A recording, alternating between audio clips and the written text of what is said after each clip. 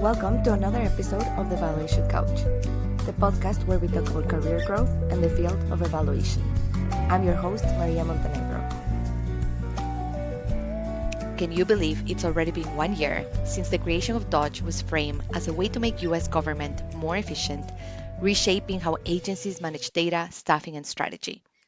Over the months that followed, core parts of our field, such as independent evidence, rigorous evaluation, and long-term international development where many of us evaluators worked, came under intense scrutiny and major disruptions.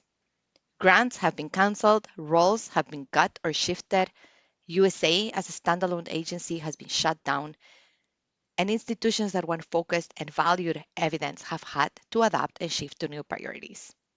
In this 3-episode series, 1 year on, I'm inviting guests to reflect on how our field has changed, what opportunities have arisen, and how we are adapting to ensure that there is a future for evaluation.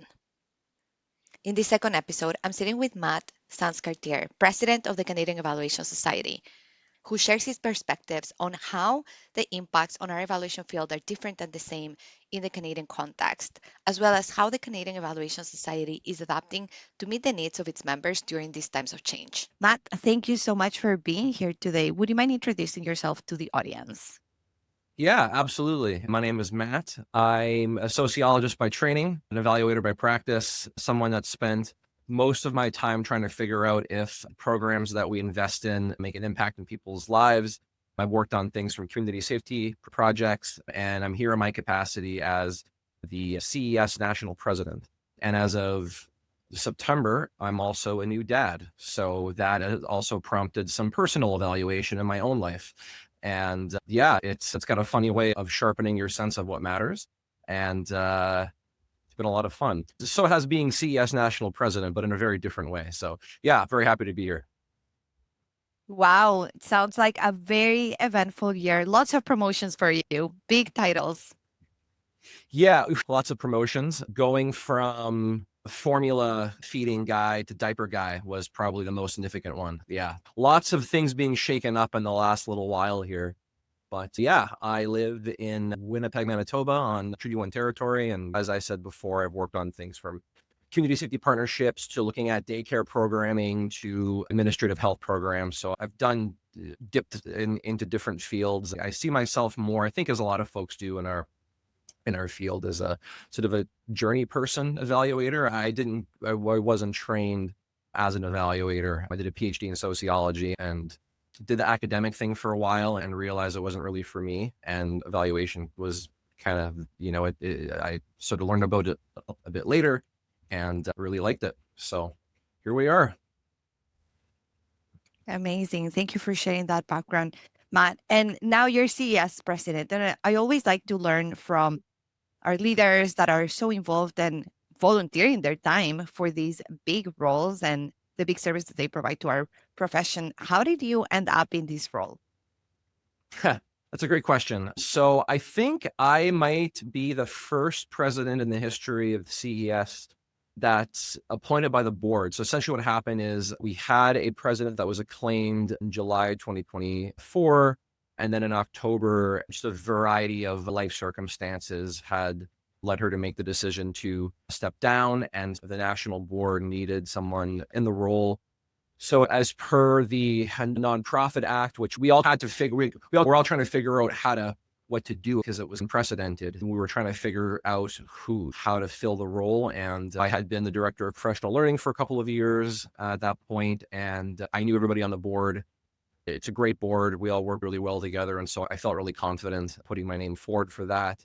And again, it's one of those things where it really boils down to who you have around you. We have a terrific team right now, and I wouldn't have been comfortable putting my name forward if it weren't for just the really great personalities that we have around the table. That's how. It wasn't something that I anticipated.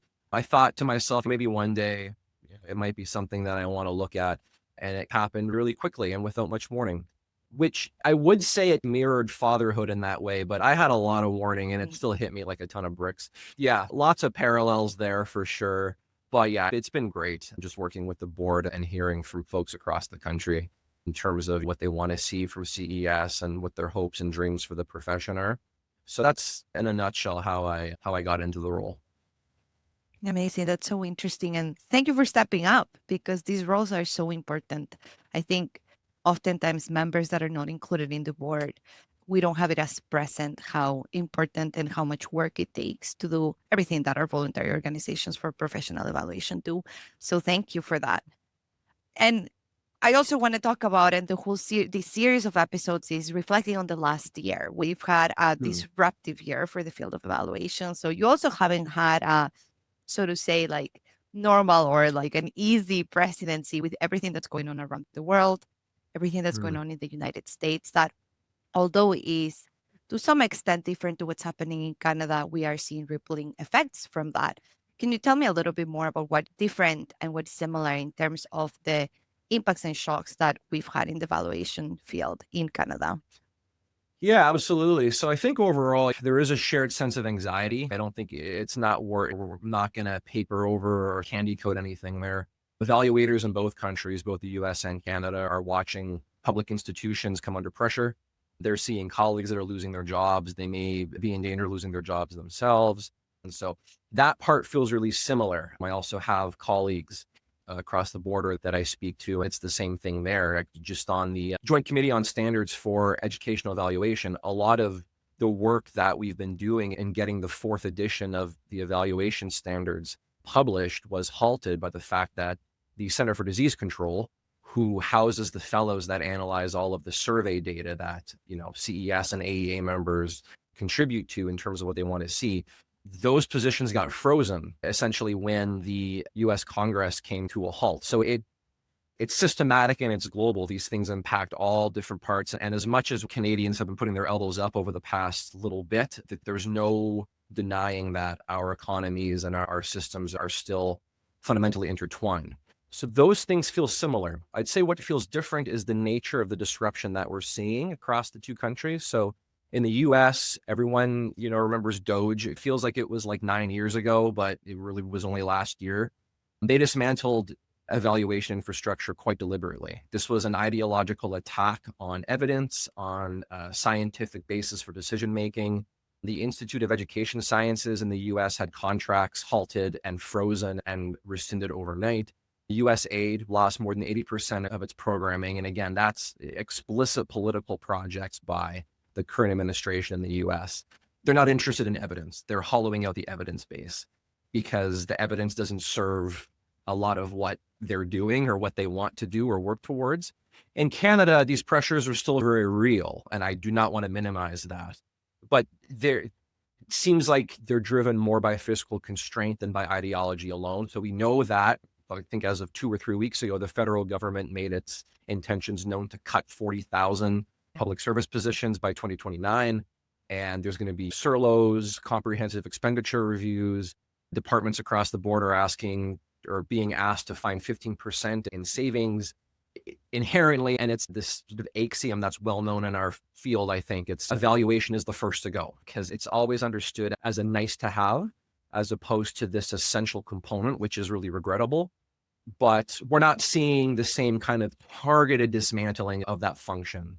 It is, I think it's part of the systematic or sweeping of contraction of our operating expenditures, which is what the current prime minister, when he was going on the election trail, he made that very clear, right? He said that he wanted to get the sort of operating expenditures under control, but wants to increase the sort of amount of investments that we have, which it's hard to argue with that sort of economic logic.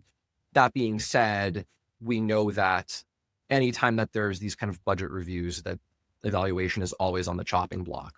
Part of it's just, we can call it an occupational hazard, right? We don't have to literally go out and put fires, or we don't operate on brains like neurosurgeons, but whenever public figures talk about budget reviews and budget cuts, there's inherently some anxiety there. The other fundamental difference I think that really works in our favor in Canada is that we have, through the Financial Administration Act, we have certain evaluation obligations that are embedded in law.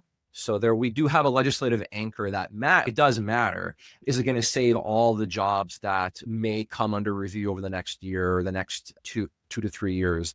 Unfortunately not. However, it is reassuring that ideologically we do have a bedrock here in Canada around that. I think the results of the last election and the unprecedented sort of change in polls and what happened in such a short amount of time really shows that Canadians writ as a whole we're not immune to anti-evidence. We're not immune to anti-scientific forces and anti-scientific epistemologies.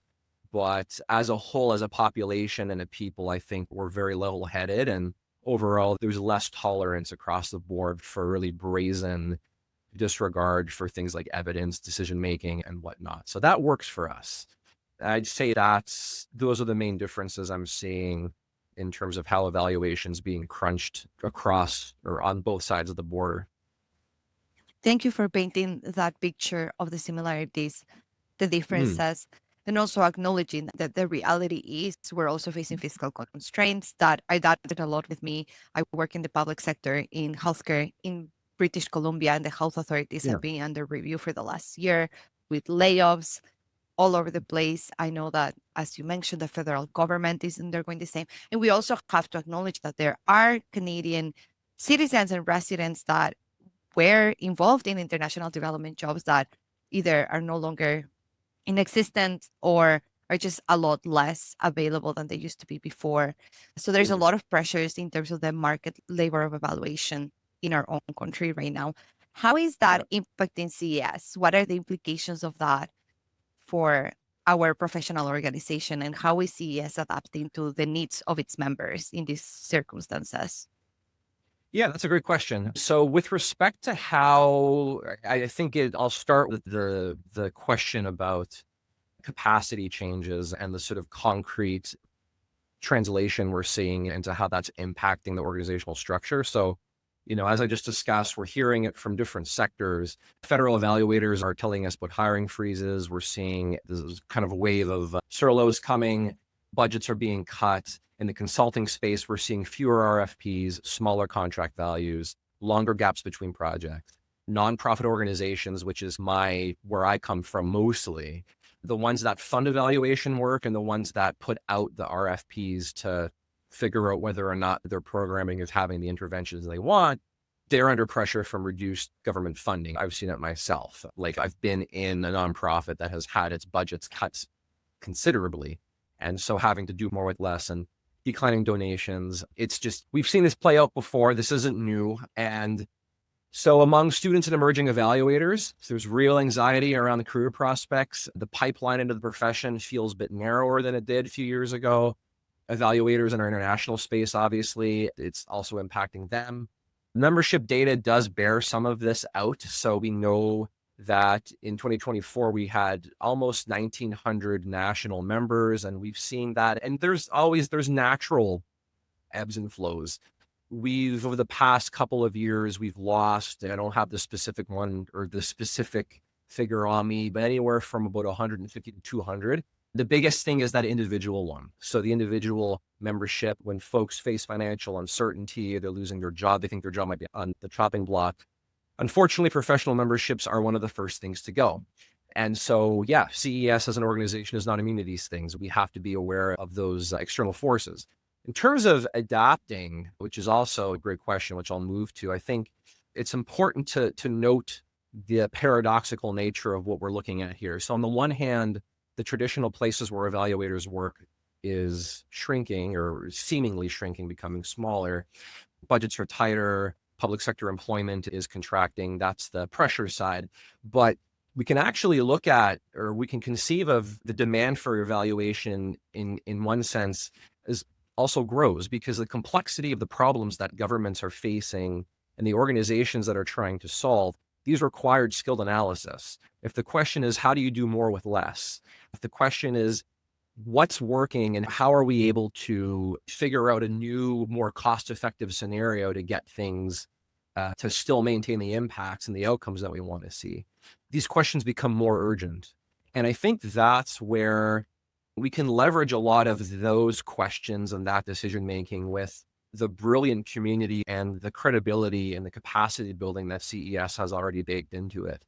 And so CES can really serve as that anchor in both an advocacy way and in terms of trying to figure out how to leverage this for our growth. So the approach that we have under our new revenue and membership strategy is actually two-pronged. So the first prong is about expanding who we serve. Evaluation work that's being done by program managers, data analysts, researchers, they don't call themselves evaluators. And one example is actually my spouse. She's a program and policy analyst with the province of Manitoba. And this is an anecdote that I really enjoy because I think it's just so typical. I hear this from a lot of members across the country. She comes home one day and she has this sort of matrix that she's working on in this giant Excel spreadsheet. And it's very rare for her to work on anything after 4 p.m. And I'm like, what are you doing? And I have to get this into the like finance office by 6 p.m. today. And I'm like, what is it? And I have these inputs and I have to translate them into impacts, and I have to map out how these programs are like systemically developing outputs to et cetera, et cetera. And I'm looking at this, I'm going, oh my God, you're doing evaluation. And she looks at me and she's never, ever say that again. And the reason she says that is because I never shut up about it. She's just like that. No, it's not a thing, but it is very much a thing. And someone like her who would never think of herself as an evaluator, the job that she doesn't, not as evaluation. This is all across. I see this in Manitoba. We don't have a formal evaluation drive, say Ontario or say Alberta. But there's a lot of people here who do evaluation without even knowing that. So we need to widen our tent and to make sure that anyone that's navigating complex decisions with evidence, that those folks are invited to adopt this label and to understand what it means and to use that. And that's really the first prong, and we're doing a lot of work and trying to build that out. The second is about strengthening the professional identity of what it means to be an evaluator. So our biggest tool in this toolkit is our credentialed evaluator designation. We know from our membership survey data done late 2024, early 2025, it's one of the three main reasons why people join CES is for the designation. It has a epistemological backing. It's vetted by the experts in our field who've been doing evaluation for decades. And in uncertain times, credibility matters more than ever. CES is well positioned to provide that, and it's something that we're looking at. So we're actually looking at evaluating how that is, how people see themselves within the program, whether it's providing people with what they want and what they see themselves as having under C designation. So the bottom line, which we've been talking about as a board, is that it's not about it. Ironically, even though evaluation is in the ways I've discussed is seeing some contraction, CES as an organization is actually quite healthy. This is really about seizing a moment where our value proposition has never been stronger. And we basically just need to figure out, which we are in the process of doing, to evolve how we articulate what evaluation is, how we deliver that. And one of the main components of our strategic plan through to 2029 is the advocacy piece and building that out. So we've developed a advocacy task force. We're currently working and in talks with chapters across the country to look at how they advocate for evaluation in their own jurisdictions. It is very context dependent. We know, for example, in Ontario and Alberta, there's a lot of public sector evaluation. In Manitoba, not so much. It's really more nonprofit and private sector. And so, you're going to see that variation across provinces. The important thing is that as the sort of national part of the organization is developing an inclusive enough umbrella that we can work with any chapters and develop that discourse and really make the waves that we need to let people know that we're here. We have the credibility, the skills, the passion to help inform decision-making in really important ways, especially if we're talking about we need to save money and do X, Y, Z. That's the great thing about evaluation is it's flexible. It's a big tent. There's any number of methodologies that we can use. So in a nutshell, that's what we're looking at, trying to be aware of those external forces and adapting to them, as you said, as much as we can. That's great. Thank you for sharing all of the initiatives and how CES is approaching this, because one of the things I was curious to learn about was how you're hoping that within Canada will position themselves in all of these debates and discourses of evidence, because in the global evaluation community, I keep hearing this sentiment of evidence is under threat, evidence is being contested. So I really appreciate hearing that CES is taking this very intentional approach to thinking about how we advocate for the field and do that in a very intentional way. One thing that I want to touch on is among some of the differences and some of the things that I make me feel very proud of being a Canadian and being an evaluator here is the Mm. strong discourse that our field has when it comes to reconciliation, anti-racist, equity, centered work. And we know as well that type of work has been under threat in the last year, at least in the United States. With the fiscal constraints and the pressures that we are seeing in Canada and in our labor market, what challenges do you see for evaluators in Canada doing this type of work? Is that a concern that has also been raised at the board level? And how are you discussing and approaching supporting evaluators in continuing to push this type of work? Yeah, that's a great question. And I think there's a lot of tension between everything that we've talked about so far, with a specific highlight on the fact that things are becoming faster, more contracted, things need to become less expensive. We need less time to do things. The problem that we have here is that good equity-centered work takes time. It takes relationships, it takes resources, it is inherently relational. Yeah. There are departments and folks that think, or not necessarily, I don't want to paint anybody with a broad brush, but we have processes, bureaucratic processes that will have advertise a reconciliatory process as being a set of checkboxes where it's, do we do this and that and this, and becomes this two-dimensional exercise or this kind of rote, the sort of target that we have to hit. The issue, as I said, these things take time. So we need longer timelines for co-developed evaluations with Indigenous communities. We need time for Indigenous experts to vet and to look at and to validate the sort of actions that we want to take, whether that's in CES, whether that's federal government, whether that's with any government or any organization. Budgets get cut, timelines compress, and these are often, very unfortunately and very unfairly, the first things that get squeezed. And it's not that anybody explicitly decides to deprioritize them, it's that they somehow fall to the bottom of the glass or the sort of priority ladder. A lot of people are uncomfortable with words like white supremacy, but I think we still see where we see the DNA of that within sort of Canadian decision making across the board. To be clear, it's not any one individual or any one position that does this. Systemic racism is still a thing. And so when you've got these sort of economic uncertainties and pressures, they collaborate to, again, as I said, systematically deprioritize these things.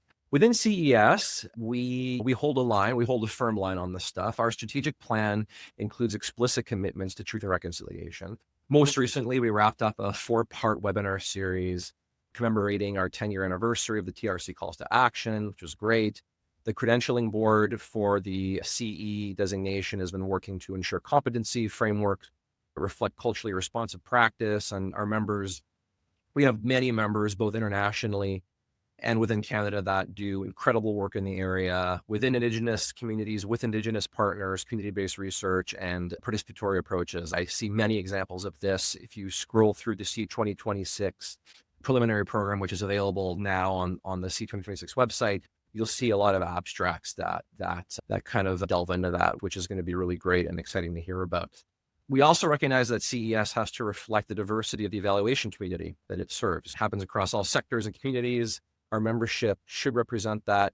It requires intentional outreach. It requires inclusive programming. It requires making sure our structures are genuinely welcoming to these different practitioners, not just folks that fit what we would call a traditional evaluator profile. Institutionally, we have things like, you don't need to have a degree in order to become a CE. You can demonstrate that you have alternative or just different kinds of experience that is equally valued when we're looking at providing people with that designation. It's really important in the context of all this. We've just established the Core Values Committee. The reason that we did that, so the Core Values Committee, just for context, the Core Values Committee is chaired by the Vice President and has representation from all different facets of CES. It is populated by, say, veteran CES volunteers that have been around for a while, and it's well connected to different committees and groups that really bring different perspectives at the table, whether that's environmental sustainability, de-anthropocentrization, I think I said that right, indigenous perspectives, and so on. And the reason that we formed this committee, as opposed did a bit of restructuring around what was the Equity, Diversity, Inclusion, Environmental Sustainability Committee, was that we were seeing this sort of a model of kind of sort of internal outsourcing, which sounds like an oxymoron, and it is, but you have this one committee that's expected to be the expert for everything, and everything going to here, and we need to know if this is okay and that's okay. And the Core Values Committee, their mandate is really to make sure that these facets of whether it's reconciliation, whether it's caring for all of nature, different peoples, and so on, are firmly embedded within how CES operates as an organization. It's not just something that gets added on or layered on or tacked on after we've already decided what we want to do. These things shouldn't be an afterthought. Not that EDIES was an afterthought, but the way that things were structured was, okay, we have this idea, this is great, let's send it to EDIES to see how we can make it inclusive, as opposed to having those discussions and discourse baked in from the very beginning. So the pride that you were alluding to earlier about having all of this equity-centered work, that's something that I think the board, we take extremely seriously. And this is one example of how we want to bake it into all the things that we do, not just have it be this thing that kind of gets added in or gets thought about at some point. It should be there for the entire journey of an initiative or a thought experiment. And the idea is, much like we take bilingualism for granted, everything that we do gets translated. There's no reason why something like reconciliation can't be on the same plane. It's not something that you debate. It's not something that you really talk about. It's not something that do we really need to run this by so-and-so? It's just, we just take it for granted. We should be taking it for granted in the same way that we take bilingualism for granted. So that's the analogy that we use when talking about the CDC and trying to really achieve that with everything. We're obviously not there yet. It will take some time, but that's the goal. I love that. Thank you for sharing that, Matt, because you very eloquently express something that I talk about a lot with our evaluation community in different events, more in the global space, and ask me about the CS. And I think this is a perfect moment to talk about the CS conference happening in May, which I am probably the most excited member about this conference. I already have my registration, even if it's not open. I made sure I bought it at the silent auction last year. I'm super excited. Not only because it's in Edmonton, where I used to live for 10 years, so personally invested in this event, but also because of everything you shared, like everything you discussed right now. I can picture it in my head, how I've seen it played out in the conference, how the intentionality around absolutely all of the topics you mentioned play out in a physical space for members. And that is one of the things that I'm most excited about whenever I go back to the CS conference. Is there anything you want to share, anything you're excited about with this specific conference that you're looking forward to? The first time I ever attended a CES conference in person was here in 2022. And the reason why I attended was because I got roped into co-chairing that conference when it was still under a chapter model.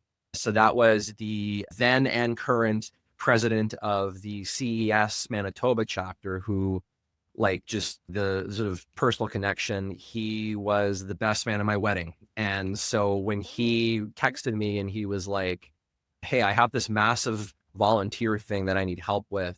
Can you help me with this? I was on the board. I was on the CES MB board. I had done some professional learning stuff with them and things like that.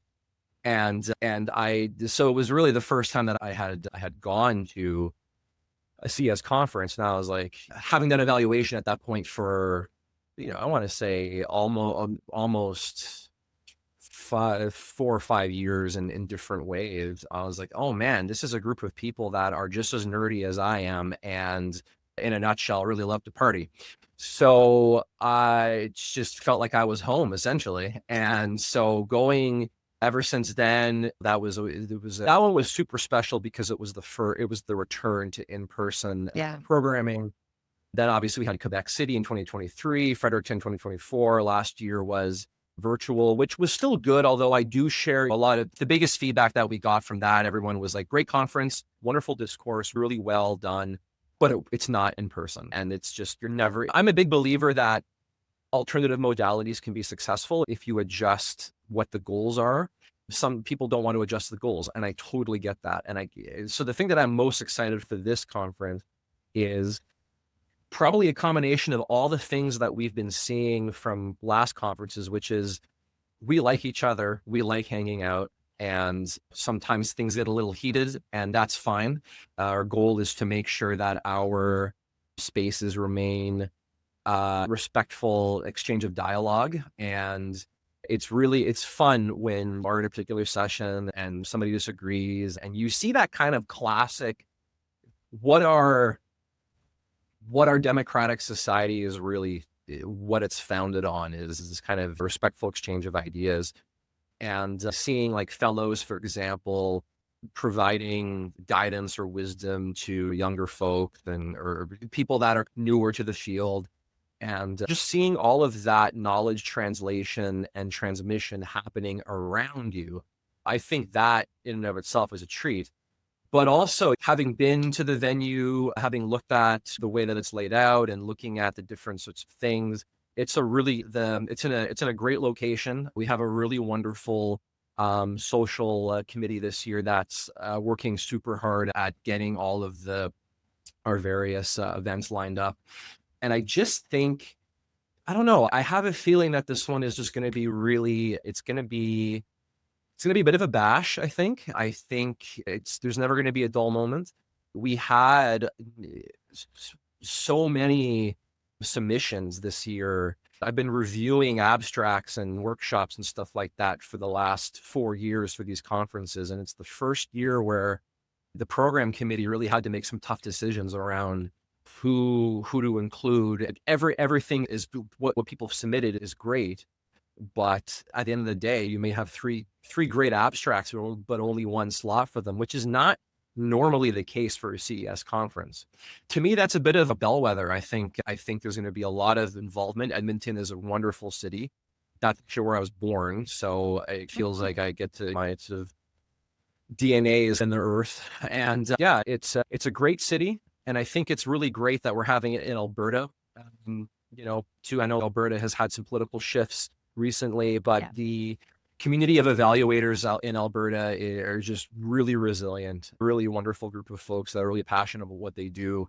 They've really formed a lot of great networks there themselves in the face of a very US style attack on things like evidence and sort of truth telling. So I think it means a lot both to evaluators in Alberta, but also just having this, I've felt lots of cross-national excitement for it, in part because it's a return to in-person conferences. I have a hard time pinpointing anything. Just a really wonderful scientific program. There's going to be great side events. I think overall it's going to be great. I think it's going to be a really good time. And yeah, I'm excited for it. I'm super excited for it. Counting down the days. Thank you so much for that, Matt. And as we wrap up, if there's a message you could give to our folks in our evaluation community that are feeling a bit anxious with everything that's going on in our field right now, what would you say? Yeah, that's a great question. I haven't been immune to that kind of anxiety myself. Recently taken the plunge into independent consulting, and it hasn't been impossible, but it hasn't exactly been easy. To the members that are watching this, that are feeling a little bit of those jitters for what's coming around the corner, whether you're a provincial employee, a federal employee, nonprofit, independent consultant, I don't want anything to come across as attitudinal, right? These are not platitudes, but I think it's important, and I'm not saying anything that I don't think anybody already knows. There's one thing about evaluators as a community is that I think we are a very plucky and confident group of folks. To that pluckiness, I would just add, you're not alone. Your work matters more than you think. If sometimes it feels, I've had these feelings myself where I show up and I'm putting in all the effort. It's a report that goes on a shelf or someone reads it and goes, okay, or they're asking for some data because they think it's cool, not necessarily because they want to use it for decision making, or you may feel really devalued because, as I've said before, our positions tend to be the first ones on the chopping block when budgets get tight. So it's easy to feel isolated. It's easy to feel alone, but there are over 1,500 CES members across the country. There's thousands more evaluators that we have yet to tap into that we know are out there. There's lots and lots of people doing evaluation work, like my spouse who doesn't even know it. And our mission and our goal is to get these folks to realize you are doing evaluation, and we want to invite you to be part of this community. Everyone that is doing this, that knows about CES, that belongs to CES, or is thinking about joining CES, whether evaluation is their job, a part of their job, something that they're interested in the future, you all have the capacity and you all have the ability and you all are part of something bigger. And if you're looking for a way to get involved, CES is built on volunteers, right? We have chapters from coast to coast. We're working on everything from evaluation ethics to mentorship to professional standards. And we're really importantly working on the advocacy piece here, as I said before, making waves and letting provincial governments, the federal government, and other sectors know we are here. If you want to lend your voice to this initiative, we more than welcome that.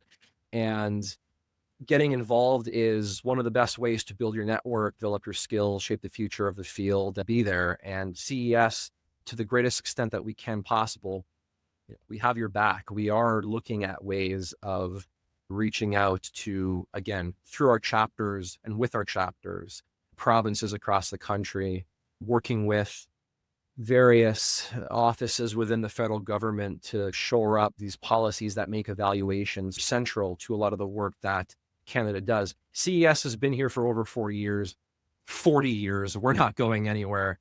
The evaluation skill gap is widening at the same time the workforce is being pressured. And so that means that what we're doing and what we support as an organization and what members support, it's never been more needed. Evaluation is not a luxury. That's a message that we're going to be pushing in the months and I think years to come. It is a fundamental part of how a democratic society holds itself accountable, and that I think is worth fighting for, and I think it will always be worth fighting for. So to the extent that the CES president can give a war cry, be it. And again, I know, I feel it myself. There's a lot of uncertainty right now. We know, and we are looking at ways to try to bolster and shore up, again, the message that evaluation is not a luxury. In fact, it's one of the most important tools in the toolkit that governments and nonprofits and other sectors can have and use right now. And also for those sectors, we're a one-stop shop. We'll tell you that you need this, but we can also provide you what you need. We have credentialed, qualified evaluators that know what they're doing, that are very competent, and that have a network of diverse expertise across the entire country. We feel it the most when we're at the conferences and we're in that space together.